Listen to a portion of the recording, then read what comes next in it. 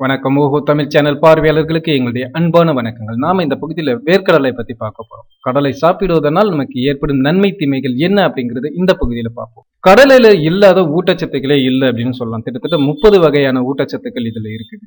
இதுல முதல்ல முக்கியமா பார்க்க போறதுனா புரோட்டீன் அதிகமாக அளவு இருக்கிற இது இந்த வேர்க்கடலையில கிட்டத்தட்ட முட்டையில இருக்கிறத விட 2.5 மடங்கு அதிகமான புரோட்டீன் கடலையில் இருக்குது. இது குழந்தையின் வளர்ச்சிக்கு மிகவும் இன்றியமையாதாக இருக்குது.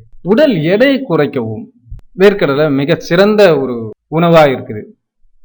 இரத்தப்போக்கு பொதுவா இரத்தப்போக்கை தடுக்கும் சக்தியும் இது வேர்க்கடலைக்கு உண்டு. எனவே பெண்கள் மாதவிடாய் காலத்தில் வேர்க்கடலை சாப்பிடுவது மிகவும் நல்லது. வேர்க்கடலையில் மூளையின் சுறுசுறுப்புக்கு உதவும் பாஸ்பரஸ் மற்றும் உப்பு அதிக அளவுல இருக்குது. அதே போல பற்கள் மற்றும் எலும்புகளின் பலத்திற்கு தேவையான கால்சியமும் அதிக அளவு இருக்கு.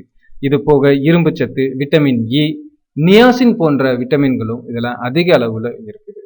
வேர்க்கடலையில் இருக்கிற நியாசின் அப்படிங்கிற பொருள் தோலில் எந்த ஒரு பிரச்சனையும் வராம தடுக்குது. அதே மாதிரி தோல் பளபளப்பாக்குவதிலும் வேர்க்கடலைக்கு மிக முக்கிய பங்கு இருக்கிறது.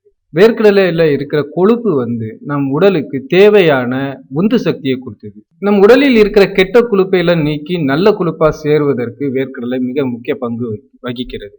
வேர்க்கடலை அளவாக தான் சாப்பிடுவது நல்லது. ஏன்னா அதிக அளவு சாப்பிட்டாச்சுன்னா வயிற்று கோளாறுகள் ஏற்படும். அது போக நீரிழிவு நோய், மேக நோய், கொலஸ்ட்ரால் அதிகம் உள்ளவர்கள் வேர்க்கடலையை சாப்பிடுவது தவிர்ப்பது நல்லது. வேர்க்கடலை பொதுவாகவே ஒரு உஷ்ணம் நிறைந்த உணவு. ஸோ இதனால் அதிக அளவு நம்ம இந்த வேர்க்கடலையை சாப்பிட்டோம் அப்படின்னா வாந்தி, பித்தம், மயக்கம், ஸோ இந்த மாதிரி சில சிம்டம்ஸ் தெரியலாம். அதனால அதிக அளவு வேர்க்கடலையை உட்கொள்வதோட தேவையான அளவு வேர்க்கடலையை உண்டு மகிழ்ச்சியாக வாழ்வோம்.